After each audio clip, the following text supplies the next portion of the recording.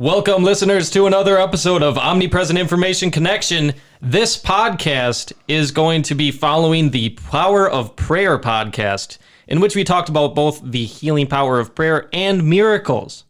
In this podcast, we're going to talk about something that can hold us back, or it can be virtuous and actually aid us in accomplishing what we as whole and complete people want to accomplish. Kevin, you're not perfect. Kevin, I'm not perfect.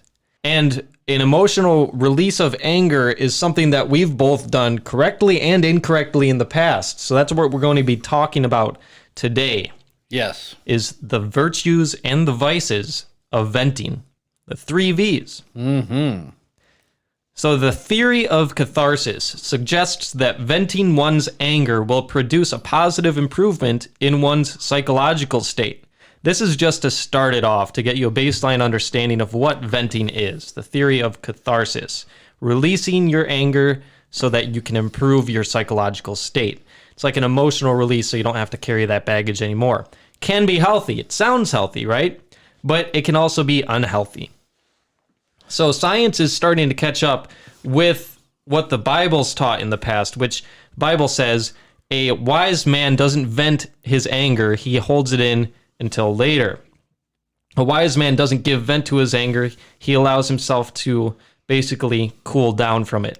It also says that don't let the sun go down on your anger, just telling you to not hold on to angry feelings and thoughts. But there's a right way and a wrong way to let those angry feelings and thoughts be released. So in psychology, in the field of psychology, there's been many studies done ever since even the 50s, where people are trying to get to the bottom of whether venting is actually a healthy emotional release or not. And I'll post some of these studies in the description, but I just want to start you off here with one of these studies so you have a better understanding of what venting really does. So in one of the first experiments on the topic, it's called the Hornberger experiments in 1959, participants first received an insulting remark from another person. Next, half of the participants pounded nails for 10 minutes, an activity that resembles many of the venting techniques that people who believe in catharsis, the catharsis theory, venting your anger, continue to recommend even today. The other half did not get a chance to vent their anger by pounding the nails. They just sat calmly. After this, all the participants had a chance to criticize the person who had insulted them. And turns out, the people who had pounded the nails for 10 minutes were actually harsher with their critique of those people who had insulted them. They concluded that venting anger does not reduce aggression. If anything, they concluded it makes people more aggressive afterward. And then more research has come to similar conclusions. But Kevin, you say in our conversation before this podcast that venting can be healthy. And you made some really good points, actually. But it has to be done correctly. So let's get into how can one vent in a healthy way? How can one release their anger in a way that doesn't harm other people or themselves? Venting in itself is literally a vehicle to be able to get emotions, feelings, experiences, whatever that has been affecting you negatively out. Mm-hmm. But a lot of us don't take the time or think things through prior to venting. And so what we end up doing is we end up exploding. We end up getting into physical altercations. We get into verbal fights with people without really thinking, because something triggered them to want to be able to do that, to be able to cause them to vent. So we've all been there in the negative form. But now, in a new way, we're going to be addressing how to be able to overcome venting, the frustrations, the anger, the anxiety, the sorrow, in general, those things, so that And when you end up getting into that situation, you can be able to instantaneously think of a new way of being able to handle it through our teachings. So today, we now understand and know that men end up fighting, women end up verbally berating other women. So it's still kind of fighting, and women still kind of fight other women, but more so in the verbal venting versus the physical altercations. Yes. And many people would say that women have a tendency to be more passive-aggressive, not confronting directly, whereas men tend to confront directly the people that they're having problems and issues with, or just having an emotional experience with. So this is not, of course, every case. There are women who are physically aggressive. There are men who are passive-aggressive. Mm-hmm. Absolutely. So it's important to be able to realize both sides. Yep. And where do you fall on the spectrum? It's also good to consider your own inner workings while you're listening to this podcast, because as soon as you have more understanding of how you work, the better chance you will have, the better opportunity you will have to be able to control yourself and actually apply what we're going to be teaching you in this podcast. Understand that the number one gift in the world, other than being saved by Jesus Christ as your personal Lord and Savior, Amen, is to be able to properly communicate. The reason why communication is so important is that if you were to have allowed yourself to be able to take a deep breath, to relax, and to be able to not take anything personally that has happened to you, but to be able to recognize that it was a worldly situation and what happened was a direct result of a worldly act and not a godly act. And so therefore, those worldly acts cause a worldly reaction. But when you take a deep breath, allow yourself to have a quiet mouth, and to be able to think before you speak, it allows you to be able to have a training timeout, to be able to include your best friend, what I call Jesus Christ, because he's my best friend, to be able to include him in it. So I will say a silent prayer.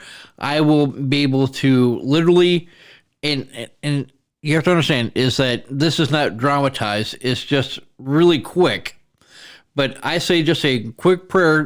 Jesus, please be with me in this moment to be able to allow me to be able to be whole and complete as a person, so that I don't do anything worldly that would cause a reaction to be able to hurt anyone else other than myself, right? Yes, yep. And many people, unfortunately, and myself included in this in the past, I've had it happen where I wanted to bring my mind to Jesus. I wanted to say that quick prayer. I wanted to do all those things, but in the moment of anger and frustration, it didn't even cross my mind. Right, because we have been programmed, and you constantly hear these in our podcast about being programmed. From kindergarten all the way through college, we have been programmed either through TV, through radio, through the internet, to be able to be confrontational about a subject or a situation that personally affects or bothers you. Right, keyword personally. Yes. Taking things personally. So the first thing that you want to be able to do is that there are exceptions to the rule.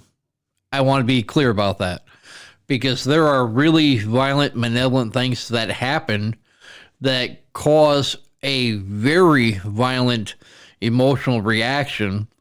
And ladies and gentlemen, you can already picture it in your mind what those things will be.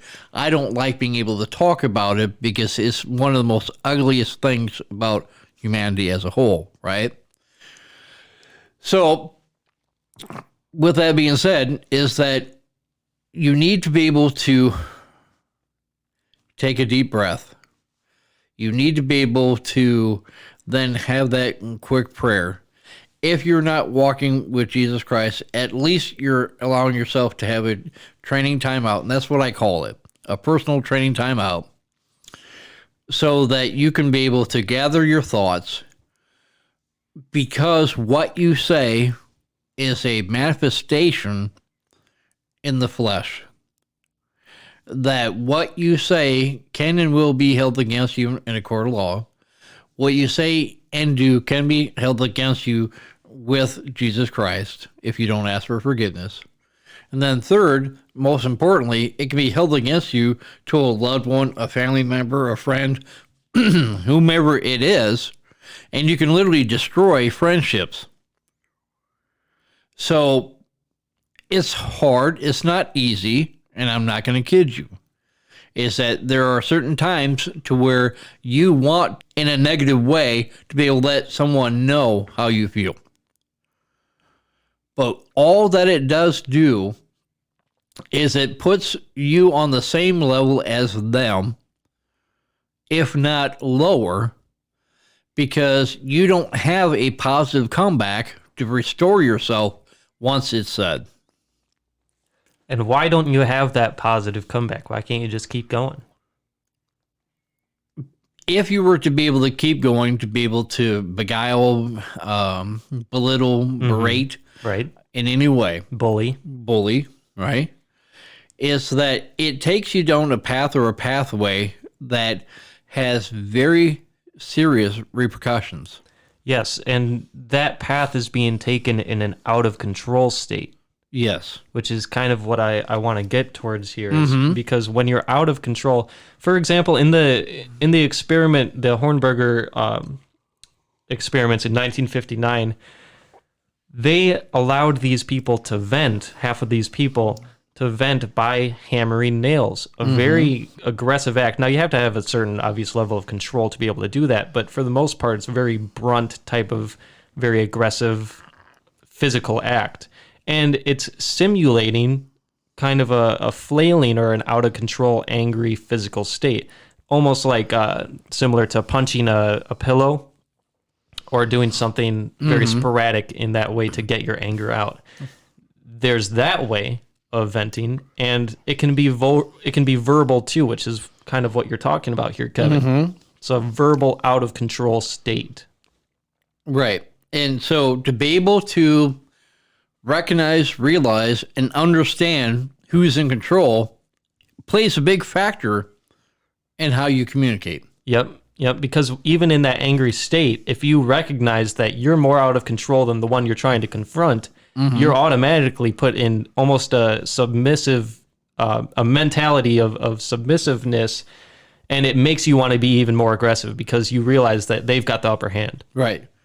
So simple techniques will change your life. I don't like talking about complex, difficult techniques because it doesn't work.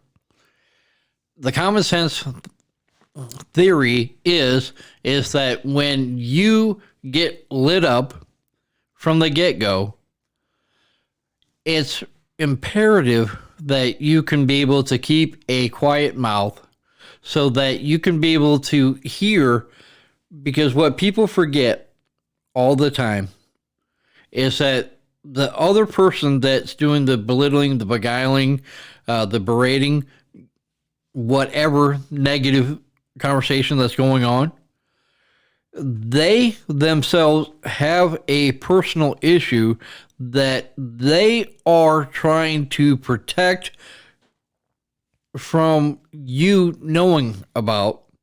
And so therefore, they verbally engage in allowing the conversation to be able to happen the way that it happens. So they engage, they tell you exactly what's on their mind. They have no real thought process. They have no real agenda other than to be able to let you know how they feel. When you do that, and we've all done it, there is no positive conclusion. There is just, now it just lingers and hangs in the air. So to be able to be effective in communication is, one, you have to be able to not take it personally, and that's very hard for many people. They want to, they desire, they worship taking things personally, and they shouldn't. Well, it's absolutely a very easy thing to do. Right. So take the personal part out and just hear what that person is saying. Second is that if you can be able to ask questions to be able to clarify exactly what they're saying, it then allows you to be able to have pause time to be able to react verbally, to be able to either combat it or to be able to respond to it, but in a controlling, relaxed environment to a point. Now, people have said to me, Pastor, you know, there's points to where you've just been completely lit up and that you just want to be able to pummel this person. You just want to be able to, you know, literally, you know, KILL that person, right? But the truth is that you want to be able to literally destroy what's bothering them, what's affecting them. If you were to be able to look at it as parent and child, that you are the parent and the person that's talking to you is a child, you would speak differently to that child. You would talk to them differently. Right. And you react differently. Right? Yep. Since we're all children of God, it's important to be able to view it that way, not like they're lesser than you and that you are higher than them. But you assume they have a position of innocence more so than if you were looking at them as an adult. Correct. And it also helps stage the outcome to be able to have a full circle unity and harmony with this outcome. Yeah, it's almost like when they tell you in public speaking to picture everybody in their underwear. Mm-hmm. But this time is that you're just looking at them as a younger person. And as a parent, I've even had to be able to learn to be able to curb what I would really want to say and to be able to try to be able to say it in a different way that was less harming, less damaging, and less emotionally effective, right? Mm-hmm. So in the process, in doing that, what you just talked about, you know, looking at the crowd naked, but in this process, it allows you to be able to snap out of taking things personally, to be able to go, I wasn't quite expecting that. This person might have a problem or issue that I wasn't aware of. So how can we then be able to communicate? Men like to be able to have physical altercations, like I said earlier, and women like to have the verbal altercations and then sometimes physical, right? But if we can be able to curb or stop ourselves from being physical and remain verbal, we would be able to be more empowered, more inspired, and more understanding of the true situation. Yes, the very first of the 4 agreements, which I did a book review on a while ago, is be impeccable with your word. And very powerful teaching there. If you can be conscious and always have that kind of in the back of your mind that you need to say the right words. Every word is important. That holds you accountable, and you immediately have a higher level of accountability towards yourself in trying to meet that goal of being impeccable with your word. Now, not everyone has that capacity. Mm-hmm. Not everyone has that capacity. So I just want to bring this in real quick, Kevin. If you allow me to have the time here, I want to talk a little scientifically about what happens in our bodies when we're going through these angry and aggressive feelings. Mm-hmm. Go ahead. So basically what happens when we're having an angry situation, a lot of times, so we've talked about this before, but a lot of times when people have their beliefs challenged, and these beliefs can be as little as something that you believe about another person, who they were, and then they prove you wrong about that belief about who they were, and you get angry about it because they're not that person that you want them to be. For one example, your beliefs being challenged and you want to be able to fight that or defend yourself actually from it, because that kicks in an almost immediate fight or flight response. That's why when you get angry, you get tense. Your body's tensing up because it's being prepared to run away or to fight. Right. There's no other physical reason for you getting tense up other than to fight or to run away. That's why it happens in our bodies. But if the very first step you take in realizing that you're tensing up, you're getting angry, that you're getting the cortisol and the adrenaline going through your bloodstream, you take a single moment to be able to start breathing slower. When you start breathing slower, you are telling your body that you do not need to run away, that you do not need to fight in this situation. You're not in any physical danger. You can breathe calmly.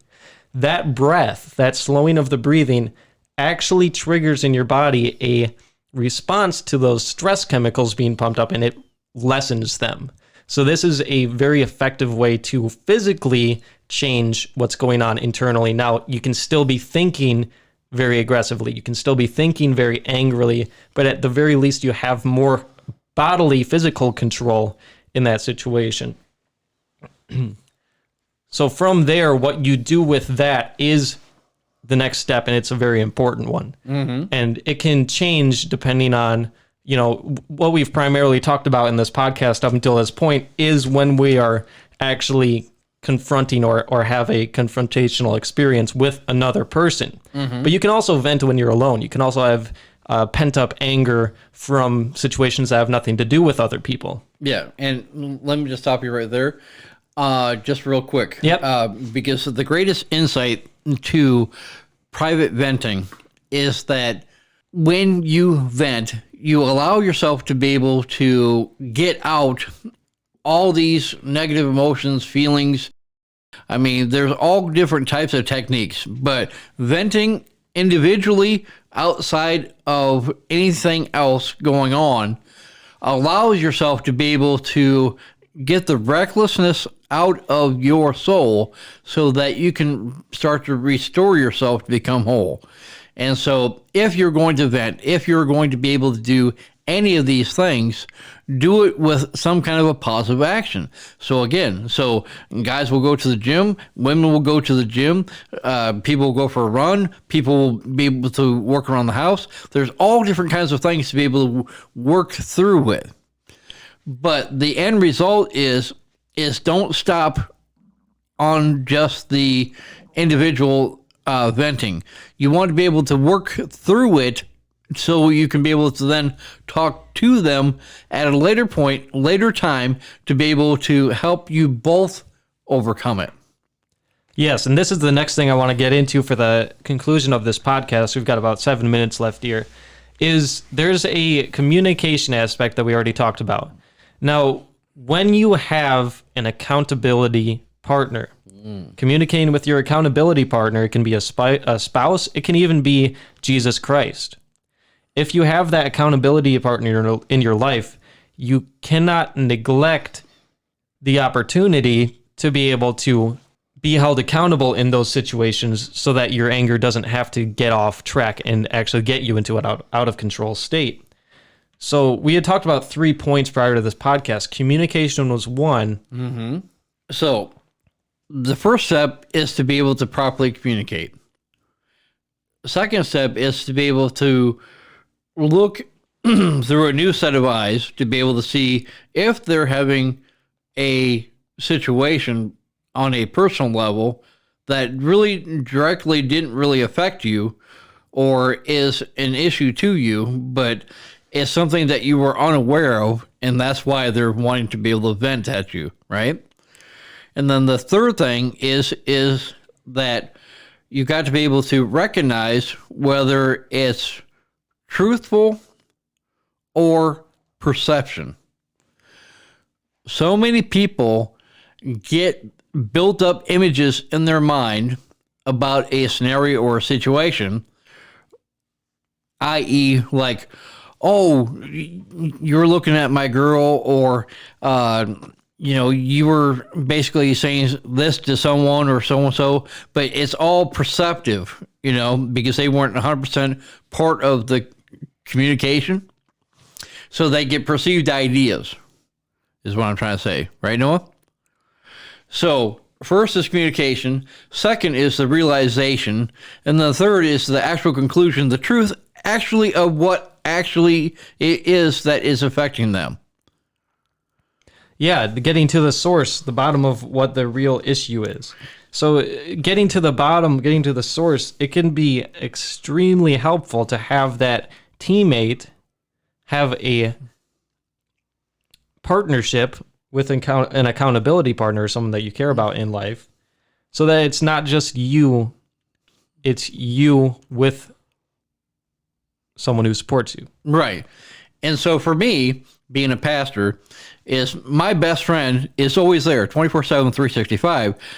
He never leaves. And that's the beauty of it, is that I don't have to actually have a physical person to be able to speak to, because I've got him in the flesh in me, right? In my heart, in my soul, Yes. right? And so therefore where I am, he is, right? Because he is the I am, right? Yep, and where two or more are gathered. Right, is the church. So with that being said, is that if you are not biblically sound, if you don't want to be able to go in that direction, find a best friend, find someone of trust that you can be able to go and talk to, so that you can be able to communicate together to be able to see if it's even rational to begin with. How many of the bits and pieces and parts did you actually hear? How much of it did you actually experience? And then how much of it actually is personal? Right, how much are you taking personally? So when you're venting, everything is personal until you realize that it isn't. Sometimes things just happen because people weren't thinking. And that's a great deal of all of this. And this upcoming generation is always someone else's responsibility to do all the thinking and all the doing. And they're just supposed to know, without any of us senior people, 55 and above, to be able to then be able to teach, train, motivate, direct, and guide people in a new way to be able to get a new result that not only saves you, but it saves that other person as well. Yeah. So allowing for yourself to blame others for your own emotional well-being, that's a extremely unhealthy and very shortcoming practice. You're never going to be satisfied trying to blame others for your emotional well-being, for Right. holding your own emotional well-being accountable from other people, not yourself, by other people, not yourself.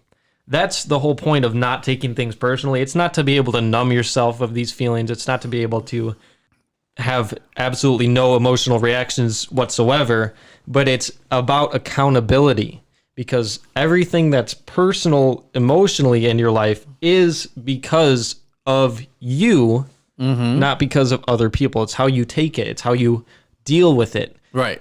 And like you were saying earlier in this podcast, there are things that happen that are so terrible, so wrong, and just so conflicting to our souls that we can't help but have an emotional reaction to it. Even Jesus had this happen. He went in the temple and saw the money changers and the people selling sacrificial animals to the people and making money, making it a business in the temple. And that was so wrong that he actually had a what you could potentially call a venting session, but it was a controlled venting session with a specific purpose in mind, to be able to get those money changers out of the temple. And then who came down from the mountains with the 10 Commandments to be able to find a golden calf, and his people worshiping the golden calf because they thought that he was potentially dead. Yep, and that was actually a wrong type of venting. That was a more out of control venting that Moses had happen. He wasn't supposed to. God never intended for him to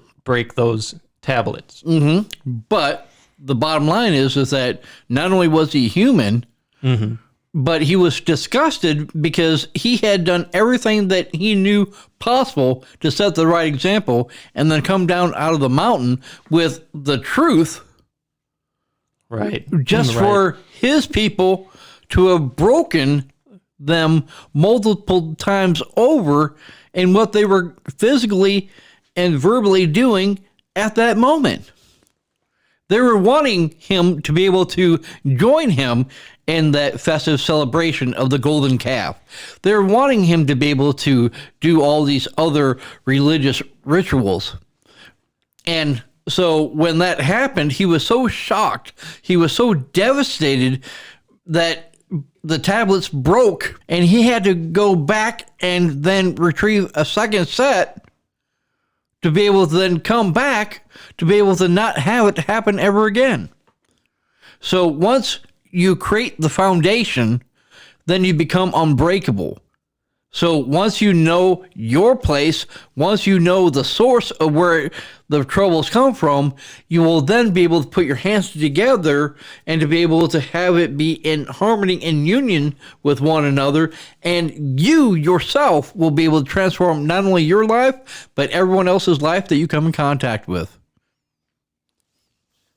Amen. Thank you, listeners, for joining us for this episode of Omnipresent Information Connection. We hope that you can apply some of these teachings. Remember, first step, take a deep breath, start slowing your breathing down, get more control over your own physical body, have communication properly, be able to ask the right questions, be able to clarify situations where you could potentially have an emotional reaction. And then also have accountability partners, have someone that you can team up with to be able to hold yourself accountable, to be able to combat directly this sin, this wrongful act of venting in a harmful way. It's both harmful to yourself, it can heighten your anger, and it's harmful to other people. It can cause rifts in relationships.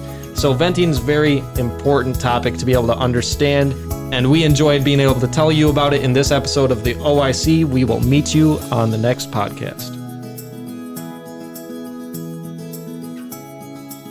This has been another life-enhancing, authenticated podcast aired by the OIC and brought to you by the faithful OIC sponsors and contributors. Please tune in every week and subscribe to our podcast. And while you're there, explore our website with all the posts, videos, and podcasts that we have created with you in mind.